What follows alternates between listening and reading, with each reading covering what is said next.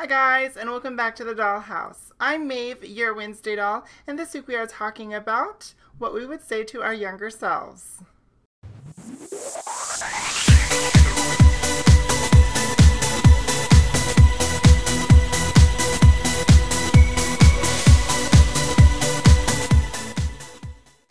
Okay, so we are talking about what we would say to our younger self. But before I get started with that, I just wanted to say if I look a little tired, it's because I am. I was at Pride this last weekend, and so happy Pride to anybody who went. And I did see a couple of you out there, and you said hi to me, and I was really excited to see you.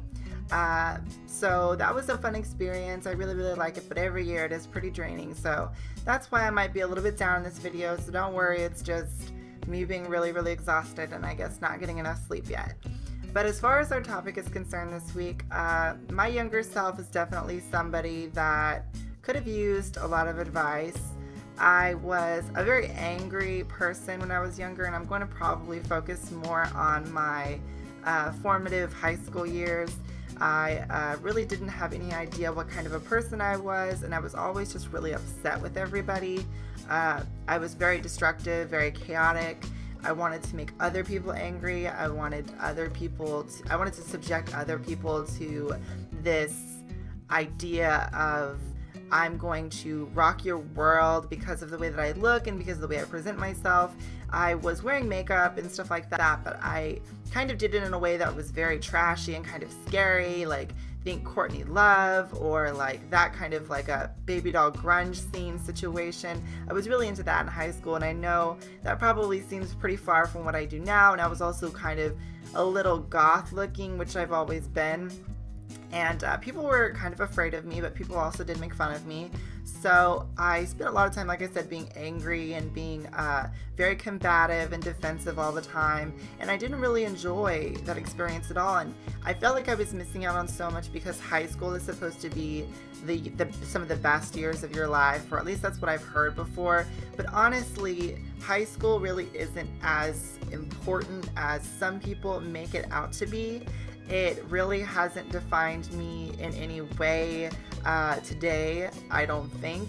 And as far as like the friends that I had in high school, even most of them I don't really talk to that much anymore. So I guess if I was going to tell myself something, it would have probably had been to not take it so seriously, to not worry so much about what everybody else thought of me, and to try and enjoy myself and maybe find some friends, or at least more friends, that understood me a little bit better, and to dress the way that I wanted, I think, because I always had this thing about not really dressing the way that I really wanted to dress.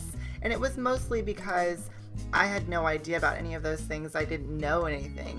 And that kind of leads me on to, I wish I probably would have learned a bit more about makeup and the way that you're supposed to dress if you want to dress a certain way in high school, because I did wear makeup, but it was very poorly. And I think a lot of people go through that stage where they wear makeup and they don't really know what they're doing. My foundation really didn't match my skin tone, and I'm very pale. People don't realize how hard it is for somebody as pale as I am to match your skin tone. And there are some people that even still tell me, like through my videos and online and things like that, that my foundation is too light. But if in person, I think it matches pretty well. It's just the lights and things that make it look a little crazy.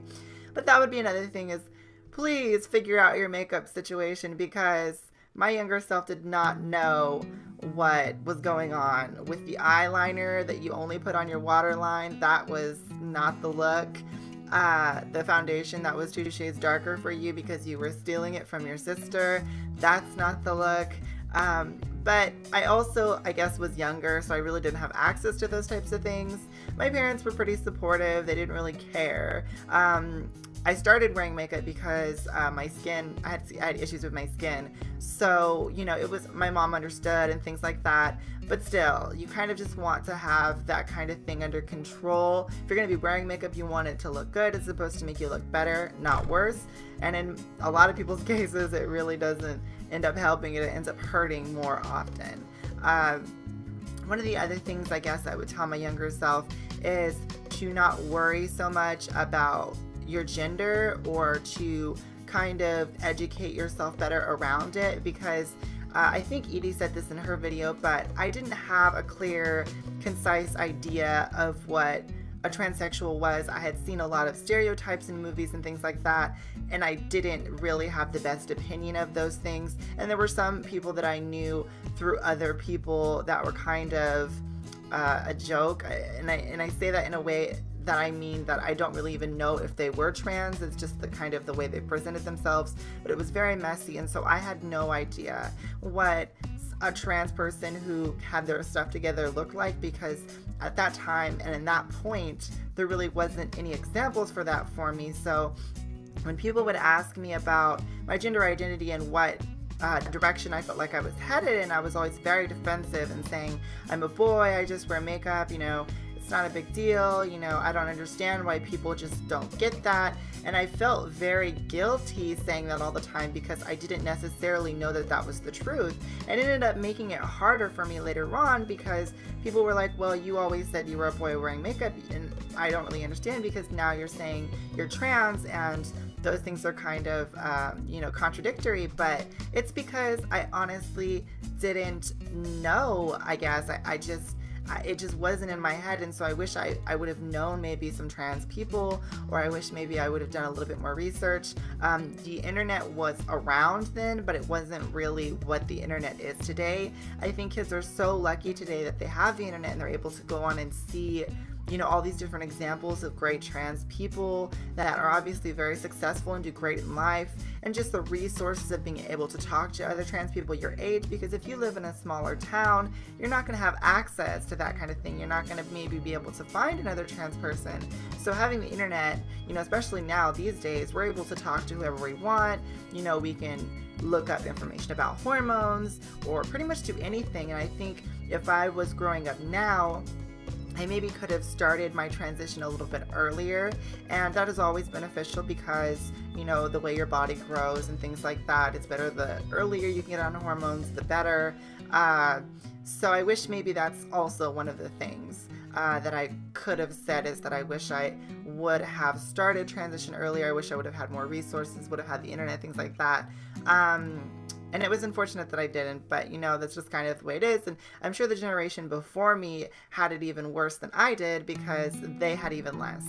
But that's pretty much it. I think besides that, I pretty much had an okay experience growing up. You know, I was teased and things, and I had problems, but for the most part, I feel like it's a strong component of who I am today. It's a strong, you know, symbol of like how I became who I am, and so I really wouldn't mess with much. I really wouldn't change much, and I'm pretty happy with how things are. So that's pretty much all I have for this week.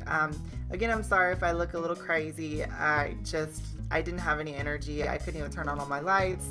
I was just like, please just give me 1 week to be a little bit lazy with this. And you know, we have more fun stuff coming up this summer. We're going to be doing a live show with all of us that you guys will be able to come and watch, and you'll be able to comment and ask us questions and things. We're still planning on doing the Snatch game, so don't worry, we will be doing that soon.